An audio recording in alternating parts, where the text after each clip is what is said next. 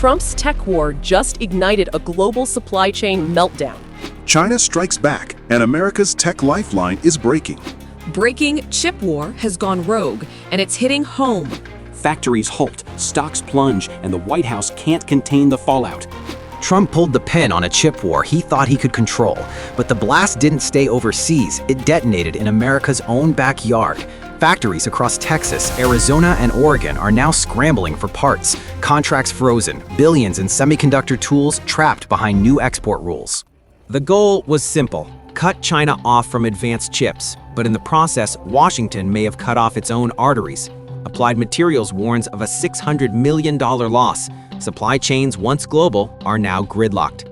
And China is fighting back with something far deadlier: rare earth chokeholds that power every American car, phone, and missile system. Each restriction, each sanction, each new headline meant to protect America is tightening the noose around its phone tech lifeline.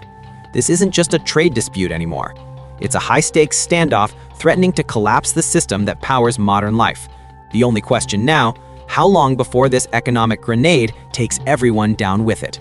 What began as a strategic strike on China's technology ambitions has now jammed the machinery of U.S. industry itself. Factories from Texas to Oregon are missing critical chip-making parts. Tool shipments are stalled in customs. CEOs are making emergency calls to Washington, pleading for clarity that never comes. The rules keep changing, faster than the machines can adjust. Let's rewind. After taking office, Trump vowed to reclaim America's technological sovereignty. His commerce team expanded the entity list, blocking Chinese firms from buying advanced tools, lithography systems, etching machines, wafer scanners, the gear that turns silicon into power. On paper, it looked like victory. In reality, it lit the fuse on an economic time bomb. China responded instantly. Rare earth minerals, 17 obscure elements that power everything from iPhones to fighter jets, fell under strict export control. Within weeks, global prices surged 40%. U.S. defense suppliers started rationing components. Tesla, Apple, and Boeing quietly warned investors, expect delays. Meanwhile, Applied Materials, America's crown jewel in chip equipment, projected a $600 million revenue loss. That's not foreign pain, that's domestic blood. Every sanction meant to choke Beijing was cutting off an American artery. The numbers tell the story. $38 billion chip-making tools sold to Chinese firms through loopholes last year.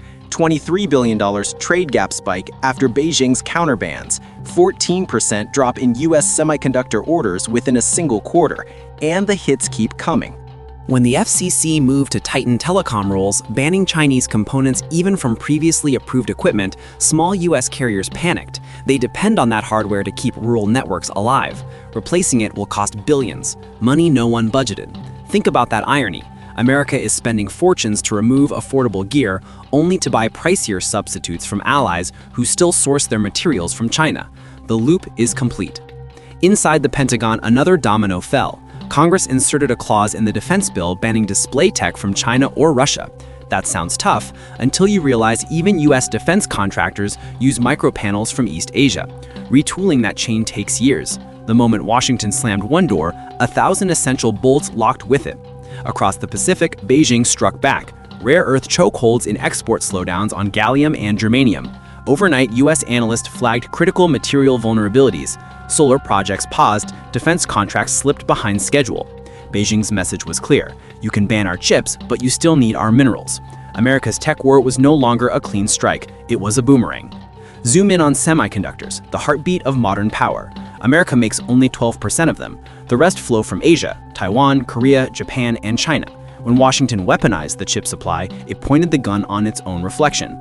At TSMC's Nanjing plant, the US revoked fast-track status. Delays spiked, production slowed. Intel and Micron couldn't fill the gap. Nvidia warned of billions at risk. The semiconductor index plunged 11% in 2 weeks.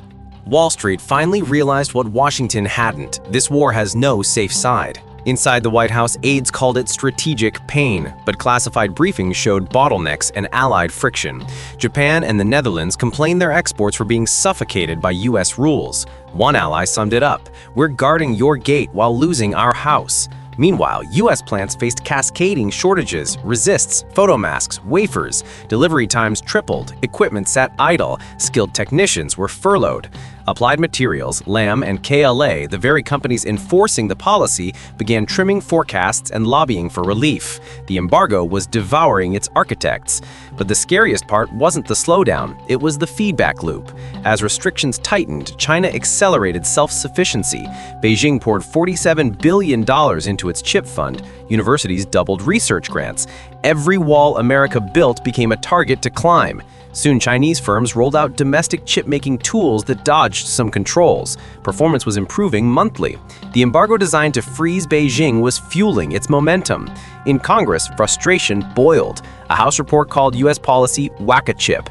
Each sanction spawns a new loophole, a shell buyer in Malaysia, a partner in Singapore. The market adapts faster than the bureaucracy. Every workaround isolates U.S. firms further. Then came the human cost. Chip plants need rhythm, nanometer precision, unbroken flow. One delayed shipment can halt entire lines. By October, analysts warned the friction could shave 0.4% off US GDP, hundreds of thousands of jobs frozen or lost. Political victory headlines turned into economic suicide notes. Publicly, Trump insisted we're protecting American technology. Privately, markets sank. Energy prices rose under China's mineral grip. Consumer electronics climbed in cost. The war built to defend affordability was feeding inflation, but the real danger was structural. Forcing companies to choose sides, American or Chinese, fractured a network 4 decades in the making. Economists now call it reverse globalization. For the first time since the microchip was born, the world's tech backbone looks breakable. And in the middle stands America, powerful, determined, but entangled in its own grenade blast. Because when a superpower weaponizes the system it depends on, every sanction becomes a trigger, and every trigger points both ways. And that's where the real danger begins. The blast didn't end at America's borders. It's still traveling through ports, factories, currencies, and boardrooms worldwide. Every shipment delayed in California means a production freeze in South Korea. Every rare earth ban in Beijing ripples into an energy shortage in Germany.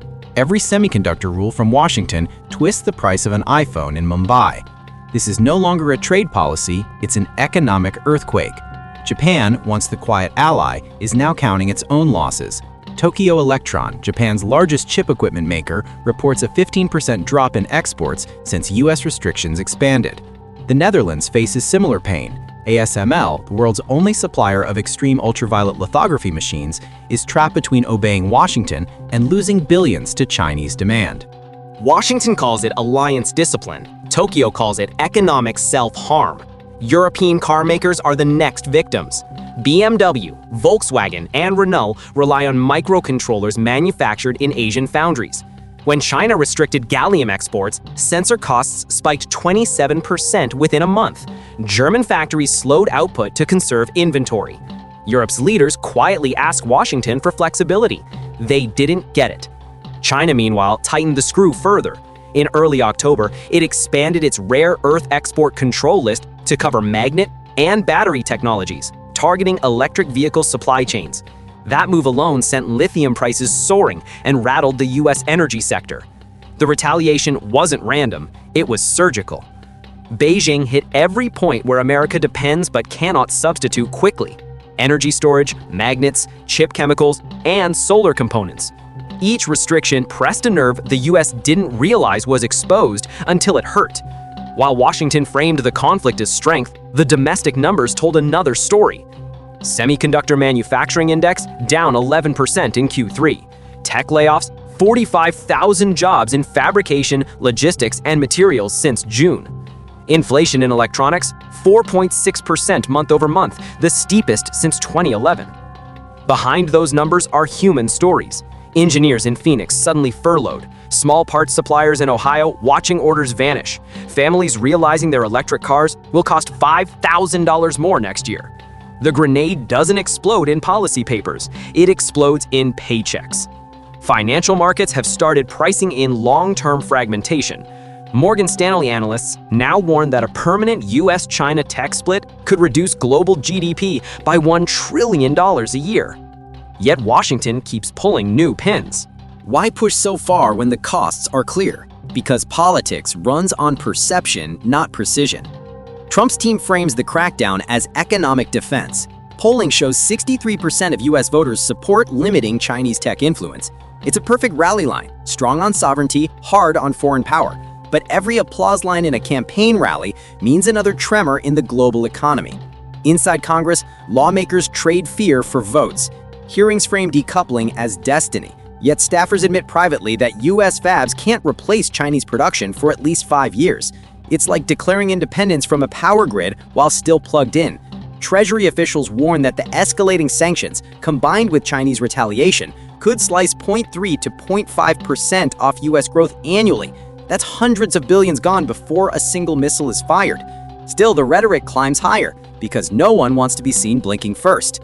Economists now speak of two internets of things, one built on American chips, another on Chinese designs. Factories worldwide must choose whose standard, whose software, whose supply.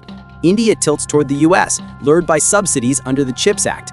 Vietnam becomes a hub for assembly lines fleeing China. But logistics costs soar. The web of globalization tightens into parallel ropes instead of one mesh. The world is no longer efficient, it's redundant, and redundancy is expensive.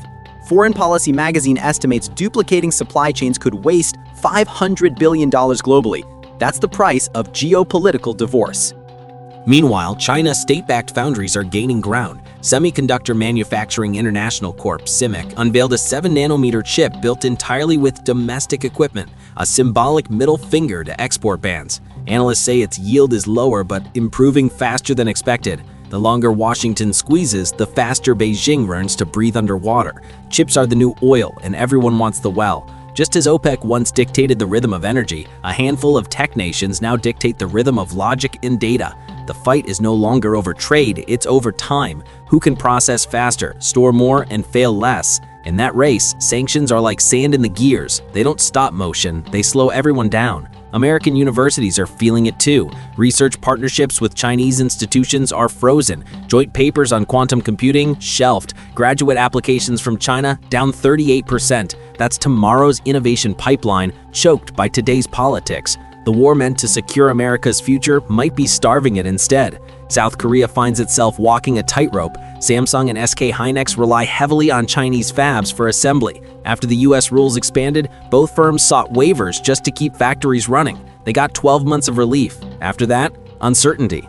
Japan's government proposed a joint rare earth alliance with Australia, but logistics and costs make it slower than demand. Europe debates strategic autonomy, a phrase that sounds strong but hides the same weakness: dependency. Everyone agrees on one thing: no one can fight this war alone.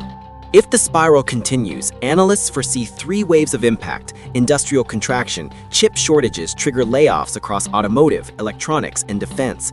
Price escalation, rare earth scarcity dries up costs of EVs, batteries, and renewable tech. Technological bifurcation, 2 incompatible tech ecosystems split global trade. Each wave hits ordinary citizens first, in bills, fuel costs, and lost jobs. Already, American households are paying more for phones, laptops, and vehicles. The Bureau of Labor Statistics reported consumer tech inflation nearly double the national average. Every tariff headline eventually lands in someone's grocery basket. Federal Reserve notes show tightening semiconductor supply as a key inflation driver. Manufacturing PMIs are sliding, energy grids brace for material delays. Yet public messaging remains triumphant. We're winning the tech war. Winning what exactly? A slower world? A pricier life? A victory that feels like rationing. Behind closed doors, even defense analysts whisper that China's countermoves are strategically effective. The rare earth ban hit the Pentagon's missile guidance suppliers within weeks. Substitute materials won't be ready for 2 years. When a rival can pause your weapons program with a mineral, that's not leverage, that's control. There are exits, narrow, fragile, but real. 1. Selective cooperation. Allow low-risk technology trade, sensors, solar components, to stabilize supply chains. 2. Allied investment. Build joint foundries in neutral zones like India or Southeast Asia, sharing cost and control. 3. Resource diversification. Fund mining and recycling of rare earths in North America and Africa. Each path demands humility, something superpowers rarely show. Diplomats float quiet back channels through Singapore and Switzerland. Tech CEOs push for managed rivalry, not economic siege. But political timing, elections, approval ratings, national pride keeps the gears locked. And as long as politics demands conflict, markets will pay the price. Look around your room. Every screen, battery, and microchip is a thread in the same global web now tearing apart. The devices connecting the world are now dividing it.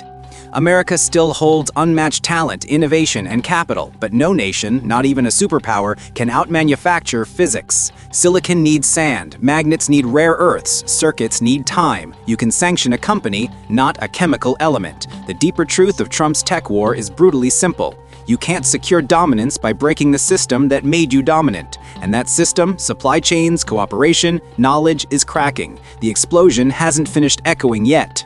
The tech war isn't ending, it's mutating. Each ban births a workaround. Each restriction fuels innovation on the other side. In the end, both giants may stand, bruised, slower, poorer, surrounded by the wreckage of the system they both needed. That's the quiet tragedy of economic warfare. No one wins the blast, everyone breathes the dust. And that dust is already settling over America's own supply lines.